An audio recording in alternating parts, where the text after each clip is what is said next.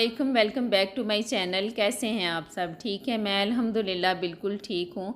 आज के व्लॉग में आप घर के कुछ इस तरह के काम देखेंगे जो हमारी डेली रूटीन का हिस्सा तो नहीं है, लेकिन घर में हो रहे होते हैं मंथली या फिर वीकली, जैसे ग्रॉसरी वगैरह है या किचन के दूसरे काम हैं। और इसके साथ साथ मैं ये भी शेयर करूँगी कि मेरे व्लॉग्स क्यों नहीं आ रहे थे। उसकी जो छोटी छोटी रीज़न थी ना, वो तो मैंने सारी आपको बता दी थी, लेकिन एक जो मेजर फैक्टर था ना, वो नहीं बताया था, तो वो भी इंशाल्लाह आपके साथ शेयर करूँगी। तो चलें आज का व्लॉग स्टार्ट करते हैं। अभी तकरीबन सुबह के 7 बजे का टाइम है, और ये वाला जो टाइम है ना, 7 से 8 साढ़े 8 बजे तक का, इस टाइम में मैं थोड़ा फ्री होती हूँ क्योंकि छोटे बच्चे स्कूल चले जाते हैं और बड़ा बेटा सो रहा होता है। नाश्ता मैंने अभी करना नहीं होता, जब वो उठता है तो फिर हम दोनों इकट्ठे करते हैं। और हेल्पर के आने का टाइम भी तकरीबन 8 से साढ़े 8 बजे के दरमियान तक का होता है।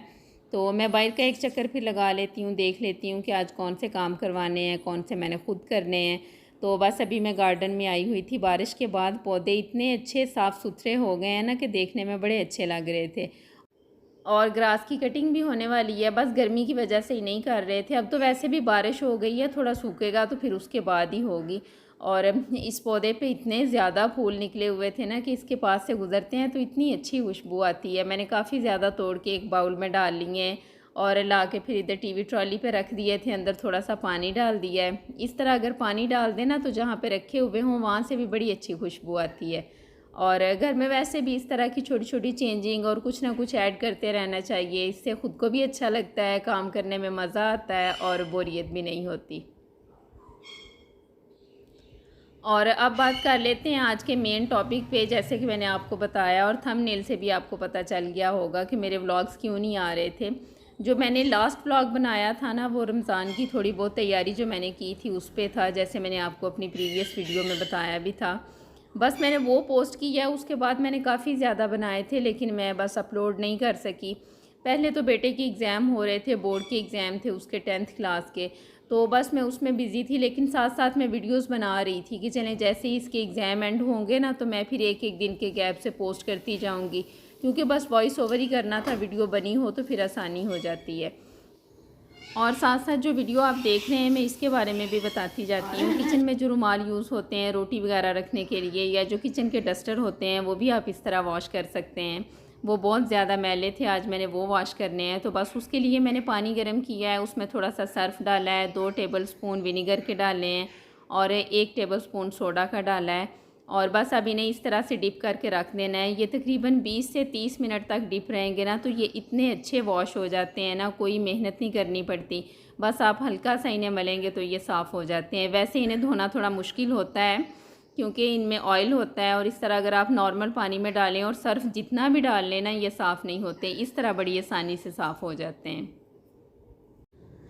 वैसे कई बार ऐसे होता है कि ये धोने की वजह से कई कई दिन पड़े रहते हैं और हम नए से नए निकाल के यूज़ करते रहते हैं। ऐसा है ना? आपने कमेंट सेक्शन में मुझे ज़रूर बताना है।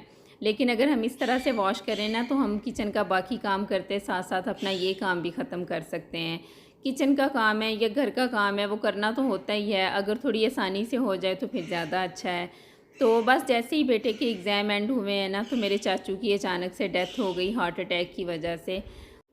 वो डायबिटीज़ पेशेंट थे, लेकिन और ऐसे उन्हें कोई बीमारी नहीं थी, बिल्कुल ठीक थे। और ये इतना सडन था ना कि हम मेंटली तौर पे इस चीज़ को एक्सेप्ट ही नहीं कर पा रहे थे कि अब वो नहीं है। रमज़ान शरीफ का जो लास्ट फ्राइडे है तब उनकी डेथ हुई है, ईद से तकरीबन 3 दिन पहले। और जो लोग मेरे व्लॉग्स अभी अभी देखना स्टार्ट हुए हैं उनके लिए बता देती हूँ कि मेरा घर अम्मी के घर के साथ ही है। एक गली में मैं रहती हूँ और दूसरी गली में वो हैं। मेरे ताया अब्बू, चाचू और अब्बू सब एक ही जगह पे रहते हैं। पहले इस तरह से था कि बाहर से देखने से एक ही घर लगता था और अंदर से ना सब एक दूसरे घरों को डोर दिए हुए थे, लेकिन अब थोड़ी चेंजिंग हो गई है। मेरे चाचू बहन भाइयों में सबसे छोटे थे, तो इसलिए सब बच्चे उनके साथ बड़े अटैच थे। हमारी बड़ी यादें हैं उनके साथ, और हमारा अपने ददियाल के साथ बहुत अच्छा टाइम गुजरा है। जिस तरह पाकिस्तान की टिपिकल जॉइंट फैमिलीज़ होती हैं ना, तो हमने वो वाला टाइम गुजारा है। मुझे अब भी याद है कि शादी से पहले मेरे चाचू बाकी दिनों में तो काम करते थे, लेकिन फ्राइडे के दिन हमारे घर का एक चक्कर लाजमी लगाते थे कि देख के आए बच्चे क्या कर रहे हैं, क्योंकि हम बहन भाई थोड़े बड़े थे, बाकी चाचुओं के बच्चे छोटे थे, तो फिर हमारे साथ अटैचमेंट भी ज़्यादा थी। तो बस इस तरह से उनका अचानक चले जाना बहुत तकलीफ़ दे था हमारे लिए, और उससे भी ज़्यादा दुख ये था कि उनके बच्चे यहाँ पे नहीं थे। एक ही बेटी है उनकी, और वो भी पाकिस्तान में नहीं थी, छोटा बेटा भी यहाँ पे नहीं था, और बाहर के फिर ऐसे मसले मसाइल होते हैं, उन्हें फ़्लाइट टाइम पे नहीं मिली और वो आ ही नहीं सके, और वो 20 दिन बाद आए थे। आप ज़रा सोचें कि एक बेटी जिसको पता है कि उसका बाप दुनिया से चला गया है, वो दिन रात रो रही है लेकिन आ नहीं सकती, तो उस पर क्या गुज़रती होगी, उसने एक एक दिन कैसे गुजारा होगा। ये सारा कुछ देखना हमारे लिए इतना मुश्किल था, और हम बस वीडियो कॉल पे उससे बात कर रहे थे, उसे तसल्ली दे रहे थे।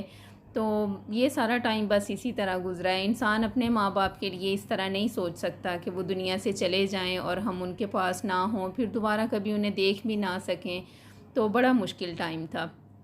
और कुछ लोग होते हैं ना, वो नेचर वाइज बड़े स्वीट और पोलाइट होते हैं, तो हमारे चाचू इसी तरह के थे, इसलिए सब बच्चों की उनके साथ बहुत बनती थी। तो वो दूसरों के साथ इतने अच्छे थे, तो फिर ज़ाहिर है अपने बच्चों के साथ उनका रिलेशन कितना अच्छा होगा। तो हमें उनकी कमी इतनी फ़ील होती है, तो ज़ाहिर है उनके जो घर वाले हैं वो तो फिर हर टाइम याद करते हैं उन्हें।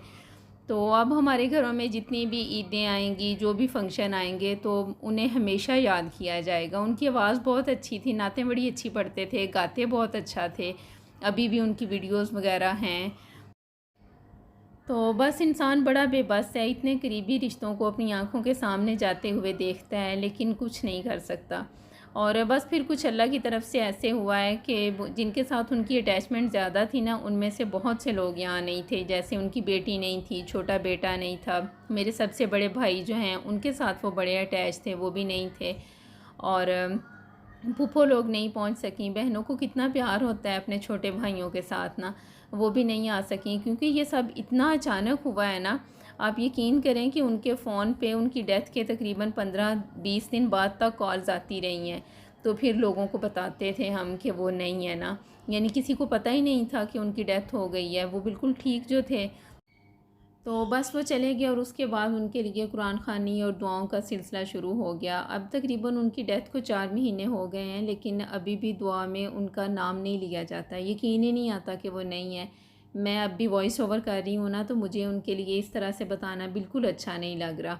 हमारा बड़ा प्यार था उनके साथ, वो हमारे चाचू कम और दोस्त ज़्यादा थे। मेरे भाई अब भी कहते हैं कि वो हमारे लिए बड़े भाइयों की तरह थे, दोस्तों की तरह थे। और हम जब भी इकट्ठे बैठते हैं ना, सब बहन भाई और कज़न, तो उन्हें बहुत याद करते हैं, और वो हमेशा हमें इसी तरह याद रहेंगे।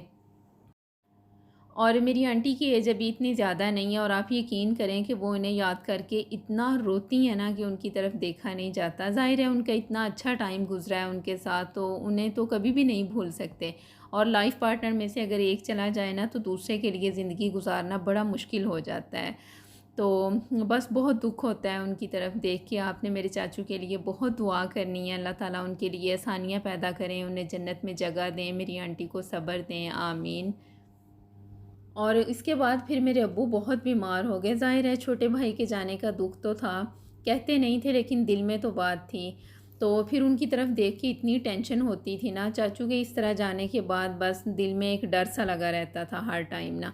तो ये 3-4 महीने इसी स्ट्रेस में गुजरे हैं। मेरा व्लॉग्स बनाने की तरफ बिल्कुल कोई ध्यान नहीं था। फिर उसके बाद ईद पे मेरे हस्बैंड आए हैं, तो उन्होंने मेरा फ़ोन चेंज किया, तो वो मेरे से पूछ रहे थे कि वीडियोस ट्रांसफ़र करनी है या नहीं। फ़ोन का बैकअप ऑन नहीं था, तो वो इतनी आसानी से होनी नहीं थी, हो तो जानी थी लेकिन थोड़ी मुश्किल होनी थी। तो मेरा इतना इंटरेस्ट नहीं था, तो मैंने फिर कहा कि बस आप रहने दें, मैं फिर देखूँगी। और अब लाइफ थोड़ी रूटीन में आई है, तो मैंने व्लॉग्स बनाने शुरू किए हैं। अपने आप को थोड़ा बिज़ी रखना ज़रूरी है, इससे टेंशन कम होती है। और वक्त जैसा भी हो ना, बस गुज़र ही जाता है, ये इसकी अच्छी बात है कि गुज़र जाता है। तो बस यहीं तक था मेरा आज का व्लॉग। आपसे मुलाकात होगी नेक्स्ट व्लॉग में। चैनल पे न्यू है तो प्लीज़ सब्सक्राइब कर दें। अपना बहुत ख्याल रखें। अल्लाह हाफ़िज़।